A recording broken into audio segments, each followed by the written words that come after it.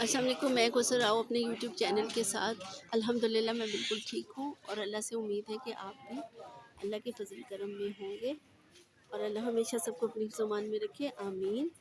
आज मैं आई हूँ हज़रत मियाँ मीर रहमतुल्लाह अलैह के दरबार पे और ये रास्ता जो है ये आ रहा है धर्मपुरा से थोड़ा सा आगे आके और कोई आप 3 से 4 मिनट की पैदल वॉक, उसके बाद एक गेट आता है राइट साइड पे, वहाँ मुड़ जाएँ और सीधा आएँ, फिर राइट मुड़ें और फिर राइट मुड़ें और फिर ये सामने बैरियर और इसको क्रॉस करके और जी यहाँ से हम जो है एंटर होंगे। थोड़ा सा मैं बता दूँ कि हज़रत मियाँ मीर जो हैं वो 16वीं सदी के वली अल्लाह मीर मोहम्मद या हज़रत मियाँ मीर हिंदी कादरी का ताल्लुक़ जो है वो सिस्तान सहवन शरीफ से था। इन्हें ये एजाज़ हासिल था कि इनका नसब जो है वो बराह रास्त खलीफा दोम हज़रत उमर फ़ारूक जो है वो उनसे, उनकी फैमिली यानी कि उनके ख़ानदान से उनसे जा मिलता था। अभी आप देखिए ये पुराने ज़माने ही की बनी हुई है, यानी कि मुगलिया दौर की।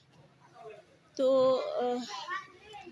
आप जो है वो 25 साल की उम्र में अकबर आज़म के दौर में लाहौर आए। जो शहंशाह अकबर था उसके दौर में लाहौर आए। उनके तकवा, मुराक़बा और दुनियावी मामूलात से ताल्लुक़ ने उन्हें अफ़सानी शोहरत से नवाजा। वो मज़हबी और अक़ीदती मूसीक़ी समा और मकामी रागों के दिलदादा थे। इनके जो मुत्तकी मुरीद थे उनमें से एक मुग़ल शायर शहज़ादा दारा शिकोह था। जो दारा शिकोह था इसके ऊपर मैं एक अलग से वीडियो बनाऊंगी, अल्लाह करे मुझे याद रहे तो इंशाल्लाह। वो एक शहज़ादा था और उसकी जो है वो उसके साथ जो है उसको कुछ लोग अच्छे उस लफ्ज़ों में याद करते हैं, कुछ नहीं। तो उनकी जो मौत थी वो भी एक बहुत अजीब से उसमें थी, वो मैं इंशाल्लाह उस पर एक वीडियो बनाऊंगी। तो जो शहज़ादा शायर था उन्होंने अपनी मशहूर किताब सकीनतुल औलिया में हज़रत मियाँ मीर की जो है स्वानिया हयात उसकी वो तहरीर की। हज़रत मियाँ मीर का इंतकाल जो है वो 1635 में अहद शाहजहानी में हुआ। इनकी जो कब्र है उस पर मौजूद मकबरा शहज़ादा दारा शिकोह ने तामीर करवाया। इनका उर्स जो है वो हर साल इनके यौम वफ़ात 7 रबीउल अव्वल को मनाया जाता है। तो अब हम अंदर चलते हैं, देखते हैं अंदर मुझे वीडियो बनाने देते हैं कि नहीं। कोशिश तो करती हूँ कि मैं बना लूँ। ये मैं मस्जिद में एंटर हो गई हूँ और मस्जिद जो है ये मियाँ मीर साहब के नाम पे ही है, जामिया मस्जिद। सामने जो है यहाँ पे इमाम साहब खड़े होते हैं, जमात होती है और ये 450 साल पुरानी मस्जिद है।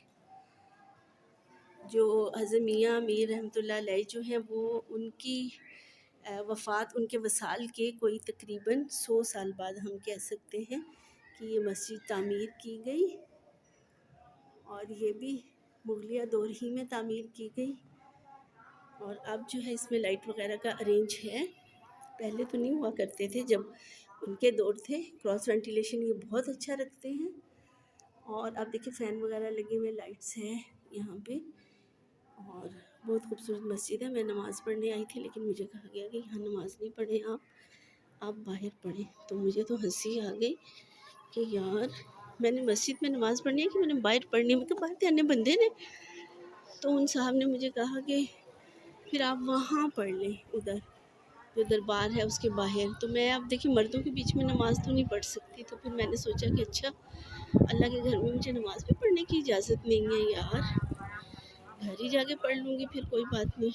देखिए हम खाना काबे में पढ़ सकते हैं नमाज़, ठीक है, हम मस्जिद नबवी में पढ़ सकते हैं। यहाँ भी दरबार के सामने जो मस्जिद है इसमें भी औरतों को नमाज़ पढ़ना अलाउ होना चाहिए ना, ये उनके लिए एक जगह मुख्तस होनी चाहिए। मैं कोई घर से स्पेशल नमाज़ पढ़ने नहीं आई यहाँ पे। मैं मतलब ये मेरे कहने का मतलब ये है, इसका कोई गलत मतलब ना लिया जाए कि मैं मर्दों की तरह घर से बाकायदा सिर्फ नमाज़ पढ़ने की गरज से नहीं आई। मैं यहाँ पर आई थी छोटी सी अपनी एक व्लॉग बनाने और चूँकि टाइम हो गया असर का तो मैंने सोचा नमाज़ पढ़ लूँ, लेकिन मुझे नमाज़ नहीं पढ़नी थी। अब मैं बाहर मर्दों के बीच में तो नहीं पढ़ सकती, घर जाके पढ़ूँगी। असर का टाइम हो गया और ये जो है ये जी हज़रत मियाँ मीर रहमतुल्लाह अलैह का मज़ार है उनका और इसमें मैं अभी एंटर होंगी। सीढ़ियाँ चढ़ के ऊपर और लोग गालियाँ दे रहे हैं पीछे, देखें आप लोगों की सेंस देखें। तो मैं अभी बंद करती हूँ वीडियो को।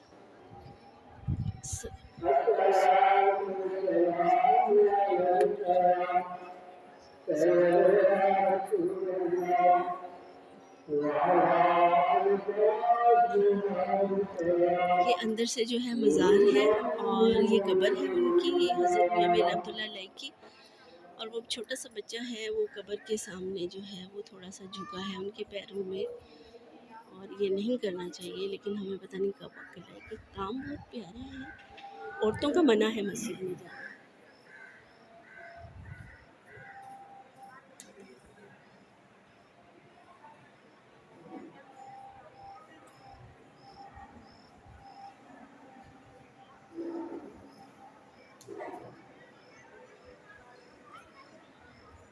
ابھی باہر کام ہو رہا ہے، یہ اتنا خوبصورت سا کام ہے، اس کی رینوویشن ہوئی ہے۔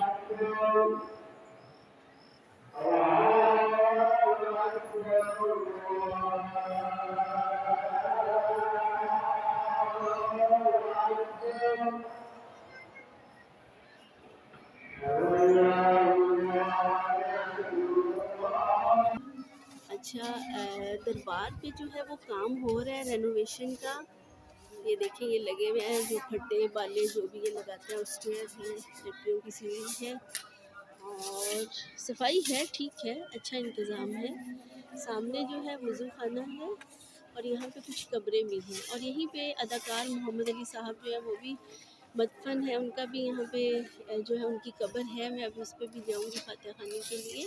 اور یہ بہت پرانا نیم کا درخت ہے، نیم کا درخت یہ بہت پرانا ہے، اور اسی طرح ایک درخت جو ہے وہ ادھر سامنے ہے، یہ بھی بہت پرانا درخت لگا ہوا ہے، اور اس طرح نیم کا درخت ہے، اور سامنے جو ہے وہ بورڈ کا درخت ہے۔ ایک انٹری یہاں تھی، یہ انٹری جو ہے یہ بند کی ہوئی ہے، ابھی آج کل کھلی نہیں ہے۔